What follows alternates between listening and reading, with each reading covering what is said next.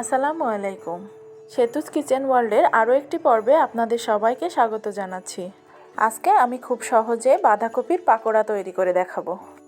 সন্ধ্যাবেলা চায়ের সাথে এই পাকোড়াটা খেতে অসাধারণ লাগে, আর তৈরি করতেও মাত্র 5 মিনিট সময় লাগে। তাই ঘরে থাকা সব উপকরণ দিয়ে ঝটপট আপনিও এই রেসিপিটি তৈরি করে নিতে পারেন। চলুন তাহলে সম্পূর্ণ রেসিপিটি দেখে নেওয়া যাক।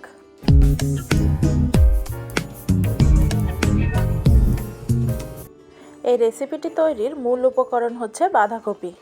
আমি এখানে একটি বাঁধাকপির 4 ভাগের 1 ভাগ নিয়েছি। এখন এই বাঁধাকপিটাকে যতটুকু সম্ভব কুচি করে কেটে নিচ্ছি। এবার একটি বাটিতে কুচি করে নেওয়া বাঁধাকপিগুলো নিয়ে নিচ্ছি।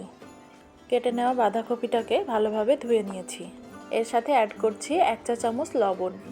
এই লবণের সাথে বাঁধাকপিটাকে হাত দিয়ে ভালোভাবে মশকে মেখে নিতে হবে। কিছু সময় এভাবে মেখে নেওয়ার পর দেখতে পাবেন বাঁধাকপি থেকে বেশ কিছুটা পানি ছেড়েছে। এবার এই বাঁধাকপি থেকে হাত দিয়ে চেপে চেপে পানিগুলো নিংড়ে নিতে হবে। পানিটা ভালোভাবে নিংড়ে নেওয়ার পর এর সাথে অ্যাড করছি 2টা মাঝারি সাইজের পেঁয়াজ কুচি, আর দিচ্ছি স্বাদ মতন কাঁচামরিচ কুচি, স্বাদ মতো লবণ, হাফ চা চামচ জিরার গুঁড়া, হাফ চা চামচ গরম মশলার গুঁড়া। বাঁধাকপির সাথে গরম মশলার গুঁড়ার ফ্লেভারটা কিন্তু বেশ ভালো লাগে, তাই গরম মশলার গুঁড়াটা অবশ্যই দেওয়ার চেষ্টা করবেন। হাফ চা চামচ হলুদের গুঁড়া দিচ্ছি, আরও হাফ চা চামচ লাল মরিচের গুঁড়া অ্যাড করছি। মরিচের গুঁড়ার পরিমাণটা আপনারা আপনাদের পছন্দ মতন অ্যাড করতে পারেন অথবা নাও দিতে পারেন। এখন কিছুটা ধনেপাতা কুচি অ্যাড করছি।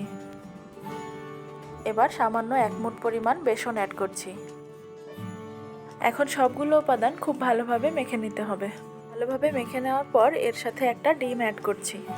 আবারও সবগুলো উপাদান একটু মিক্সড করে নিচ্ছি। সব শেষে 1 টেবিল চামচ চালের গুঁড়া অ্যাড করছি।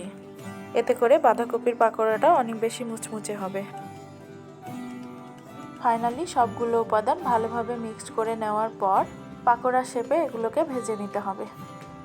এই পাকোড়াগুলো ভেজে নেওয়ার জন্য খুব বেশি তেলের প্রয়োজন নেই। একটা ফ্রাইং প্যানে সামান্য একটু তেল নিয়ে পাকোড়াগুলো ভেজে নিতে হবে।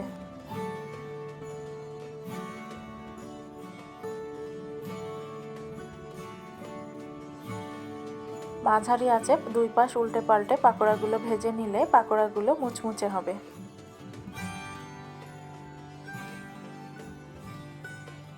এই তো এভাবেই খুব সহজেই তৈরি হয়ে গেল মুচমুচে মজাদার বাঁধাকপির পাকোড়া। তো আপনারা দেখে নিলেন ঘরে থাকা সব উপকরণ দিয়ে কিভাবে বাঁধাকপির পাকোড়া তৈরি করে নিলাম। শীতের সময় এই বাঁধাকপির পাকোড়াটা খেতে কিন্তু বেশ মজার হয়। আমার আজকের এই বাঁধাকপির রেসিপিটি আপনাদের কাছে কেমন লাগলো অবশ্যই আমাকে কমেন্টের মাধ্যমে জানাবেন। ভালো লাগলে লাইক শেয়ার করে আমার পাশেই থাকবেন। এরকম সহজ এবং মজাদার নতুন কোনো রেসিপি নিয়ে আবারও ফিরে আসবো। সেই পর্যন্ত ভালো থাকবেন, সুস্থ থাকবেন। আল্লাহ হাফেজ।